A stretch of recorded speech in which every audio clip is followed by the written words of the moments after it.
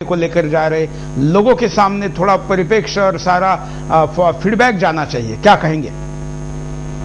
जी, ये मुद्दा जो आपने सुदर्शन के द्वारा यहाँ पर उठाया है कि जाकिर नाइक का जो पर्दाफाश है, एक विद्वत्ता के नाम पर जो अन्य धर्मियों के साथ में जो गलत प्रचार के माध्यम से या गलत मुद्दों के माध्यम से लोगों को गुमराह करने का जो उनका प्रयास चल रहा है, इसके लिए आज मैं ऐसे देखता हूं कि जब से यह सुदर्शन ने मुद्दा उठाया है तब से लोगों में बहुत ज्यादा जागृति आई है और मुझे ऐसे लगता है कि इससे जो वास्तविक रूप जो है वो लोगों के सामने एक तो पहुंच रहा है। दूसरी बात हम यहां पर देखते हैं कि फेसबुक या आपने जैसे कल के कार्यक्रम में कहा कि आपके दर्शकों में जो 600% बढ़ोतरी हुई है, इससे ये लोगों तक पहुंचता है कि मतलब लोगों को किस कदर ये कार्यक्रम लोगों को पसंद आया है। हजारों विजिटर्स है कि जो आज फेसबुक के माध्यम से एक दूसरे को शेयर कर रहे हैं, सबको बता रहे हैं। आज ही मैंने जो पोस्ट किया था 5 मिनट के अंदर वो 22 जगह पर उसको शेयर कर दिया गया है। इससे ही समझ में आता है कि मतलब लोगों की बहुत अच्छी नजर है इस बात पर, और मुझे लगता है कि जब ऐसी नजर होगी तो एक जरिया बनेगा। बिल्कुल। और रमेश जी, मैं आपको बताना चाहूंगा कि जो सुदर्शन टीवी की वेबसाइट है, इसका जो व्यूअरशिप है वो 600 गुना, 6 नहीं 600 गुना बढ़ा है। और विशेष बात है कि ये पाकिस्तान में, अरब कंट्रीज में, भारत में भी हमने शहर निकाले तो जहां पर मुस्लिम कम्युनिटी है, ऐसे शहरों में भी बहुत बड़े पैमाने पर देखी गई है। इस कार्यक्रम का रिएक्शन आ रहा है, फीडबैक आ रहा है, और इसी फीडबैक के साथ हम बिंदास बोल में अब कॉलर को अपनी बात को रखने का मौका दे रहे हैं। अगले कॉलर से बात करते हैं। नमस्कार। नमस्कार सुरेश जी, बोलिए। तो पहले तो मैं आपको धन्यवाद देता हूँ। आप 3-4 दिन से कार्यक्रम चला रहे हो, इसको मैं पूरा लगातार देख रहा हूँ। और आज आपकी दादी जी पंचतत्व विलीन हो गई, आप फिर भी आपके कर्तव्य को आप निर्वाह करते रहे। ये आपका मतलब एक महापुरुष जैसा आपने काम कर रहे हैं। ये तो अपना राष्ट्रीय कर्तव्य है, वो तो पारिवारिक कर्तव्य तो पूरा करेंगे। घर में कई सदस्य है, लेकिन मुझे लगा कि जाकिर नाइक के खिलाफ कोई नहीं बोल रहा है, तो भारत के नागरिक के नाते ये पारिवारिक कर्तव्य मुझे पहले लगा। हाँ सर, मैं पहले कहता हूँ, पहले तो मीडिया की मैं बात बताता हूँ। ये मीडिया, दूसरा मीडिया इस चैनल को क्यों नहीं दिखाता?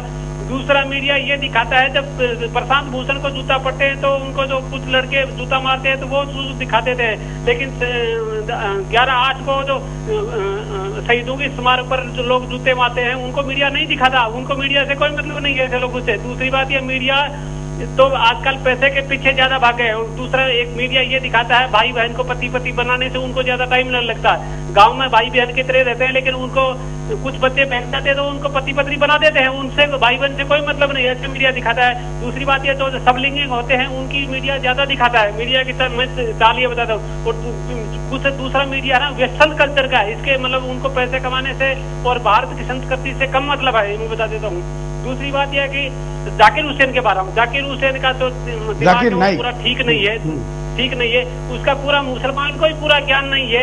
उनको बोलते कि जन्नत कहाँ है? जन्नत वालिदैन की चरणों में जन्नत है, वो माता की चरणों में जन्नत है। तो माता को एक्सेप्ट नहीं करता तो वो कहाँ से आ गया? मतलब उसकी माँ उसको 9 महीने पेट में रखा था, वो उसकी कदर नहीं करता तो पूरे देश की कदर क्या करेगा? और बहुत सारे मुसलमान भाई उसको नहीं मानते, तो उसका मानसून मतलब उसको एक बीमारी है वो। बिल्कुल, धन्यवाद। एक और कॉलर है, उनसे भी बात करते हैं। नमस्कार। वंदे मातरम अंकल। हेलो, बोलिए, क्या कहना है आपको? वंदे मातरम अंकल, मैं सुधांशु शर्मा बीकानेर से बोल रहा हूँ। कॉलर से संपर्क नहीं हो पाया। कक्षा हम आपको अब अतिथियों से हमारे डिस्कशन शुरू करने के पहले मुद्दे पर नजर डालने के लिए भी लेके जाएंगे और दिखाएंगे कि मुद्दा क्या कहता है, क्योंकि हमने जानबूझ के आज का मुद्दा चलाए बगैर कुछ कॉल लिए, ये फीडबैक लेने के लिए कि जो लगातार 4 दिन से कार्यक्रम चल रहा है, इसका फीडबैक क्या है। हम अतिथियों से स्टूडियो में डिस्कशन करेंगे मुद्दे के साथ, लेकिन उसके पहले एक कॉलर और लेते हैं। नमस्कार। वंदे मातरम अंकल, मैं सुधांशु शर्मा बीकानेर से बोल रहा हूँ। बोलिए। मैं कक्षा 8 का स्टूडेंट हूँ।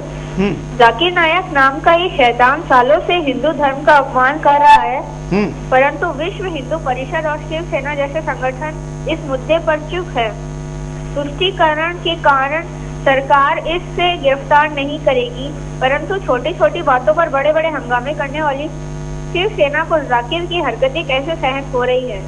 शिव सैनिक तो दावा करते हैं कि मुंबई में शिवसेना की मर्जी के बिना पत्ता भी नहीं हिल सकता, तो ये जाकिर मुंबई में ही हिंदू धर्म के खिलाफ जहर उगलता है तो शिवसैनिक कहाँ सोच रहे होते हैं। बिल्कुल। आज जाकर कुछ नींद से जागे हैं। जाकिर के पर्दाफाश के एक एपिसोड में विश्व हिंदू परिषद के बड़े पदाधिकारी को बुलाया गया था, परंतु ये देखकर मुझे बहुत ठेस पहुंची कि जैसे उन्हें जाकिर की इन हरकतों से कोई विशेष परेशानी ही नहीं थी। आपके सीधे सीधे पूछने पर भी कि विश्व हिंदू परिषद क्या कदम उठाएगी, वे गोलमोल और टरकाऊ बातें कर रहे थे। यदि उन्होंने समय रहते दबाव बनाया होता तो आज शायद जाकिर गिरफ्तार हो चुके होते। इसे देश के हिंदुओं को अब विचार करना पड़ेगा कि इन हिंदूवादी संगठनों का क्या असली चेहरा क्या है। यही है। जय हिंद। वाह, ये 8वीं कक्षा के एक विद्यार्थी है और सुदर्शन के लगातार दर्शक है, कॉलर भी है। और शिवसेना और विश्व हिंदू परिषद भाजपा को इसका जवाब देना पड़ेगा। हालांकि शिवसेना के प्रवक्ता संजय राउत ने थोड़ी देर पहले पर्दाफाश इस कार्यक्रम को देख के उसके खिलाफ बयान दिया है। थोड़ी देर में हम उसको भी आपको दिखाएंगे। महाराष्ट्र के विपक्ष के नेता विनोद तावड़े ने भी बयान दिया है, लेकिन अभी देश भर की संगठनों ने इस पर कोई बड़ा आवाज नहीं उठाया। हम आशा करते हैं कि ये सारी सच्चाई जब सामने आएगी तो जरूर फर्क पड़ेगा और उसी लिए प्रयास है। आइए पहले नजर डालते हैं मुद्दे में। इस्लाम के विवादित विद्वान डॉक्टर जाकिर नाइक के खिलाफ देश भर के लोग लामबंद हो रहे हैं। पीस चैनल से धार्मिक प्रचार करने वाले कट्टरपंथी इस्लामिक विद्वान डॉक्टर जाकिर नाइक ने हिंदुओं की आस्था से लगातार खिलवाड़ किया है। क्या कभी जाकिर नाइक ने मुसलमानों से पूछा है, क्यों पत्थर की रस्म अदा करते हो, क्यों अल्लाह में इतनी श्रद्धा दिखाते हो? जी नहीं, क्योंकि उसके अनुसार इस्लाम के अलावा सभी धर्म तुच्छ हैं। Zakir Naik Osama bin Laden को आतंकी नहीं मानता, सभी मुसलमानों को ओसामा की तरह आतंक फैलाने की बात कहता है। हर मुसलमान को ओसामा की तरह जीने का हुक्म देता है। Says that fundamental is the person who strictly adheres to the teaching of the ancient doctrine of any religion, especially Islam. यही कारण है कि देश के अंदर आज उबाल मचा हुआ है। देश भर में जाकिर नाइक के खिलाफ देशभक्तों में गुस्सा भर आया है। देश के कोने कोने से लोग जाकिर नाइक के खिलाफ केस दर्ज करवा रहे हैं, क्योंकि धर्म की आड़ में जाकिर नाइक आतंकवादी गतिविधियों को बढ़ावा दे रहा है। लोग कह रहे हैं कि ऐसे लोगों की वजह से ही दो संप्रदायों में दरार पैदा हो रही है। इसी वजह से लोग एक दूसरे की जान के दुश्मन बन गए हैं। आज हमारे देश की सरकार क्यों सोई हुई है, जो हमेशा कहती है कि धर्म के नाम पर आतंकवाद फैलाने वाले को तुरंत जेल में डाल दिया जाए, तो फिर जाकिर को किस बात की रियायत मिली हुई है? जो नेता धर्मनिरपेक्षता की बात करते हैं वे खुद आज कैसे धर्म विरोधी ढोंगी के प्रति चुप हैं? जाकिर नाइक जानबूझकर लोगों की भावनाओं को ठेस पहुंचा रहा है। मगर यहाँ गौर करने वाली बात यह है कि कई ऐसे मुस्लिम धर्मगुरु हैं जो जाकिर के इस बेतुके बयान से बिल्कुल भी सहमत नहीं है। मगर जाकिर नाइक ऐसे धर्म विरोधी बयानों को इस्लामिक समस्याओं का निवारण मानता है और कहता है कि हर मुसलमान को आतंकवादी होना चाहिए। I say, in the right context, every Muslim should be a terrorist. What is the meaning of the word terrorist? A terrorist means a person who causes terror. Whenever a robber sees a policeman, he is terrified. लेकिन इन सब के अलावा जो काबिले गौर है वो ये कि जाकिर अंग्रेजों के विचारों से अपने आप को सहमत बताता है और कहता है कि अंग्रेज स्वतंत्रता सेनानियों को आतंकवादी कहते थे, क्योंकि ये लोग देश में उन्माद फैलाते थे। साथ ही अमेरिका के पूर्व राष्ट्रपति जॉर्ज वॉशिंगटन को आतंकवादी नंबर 1 बताता है, जिसे अमेरिका अपना राष्ट्रपिता मानता है। We see the example of American Revolution in the 18th century. The British government, when they were ruling America in 18th century, there were many Americans who were fighting for the freedom. Benjamin Franklin, George Washington. By this British government, they were called as terrorist number 1. America got its freedom in 1775-76.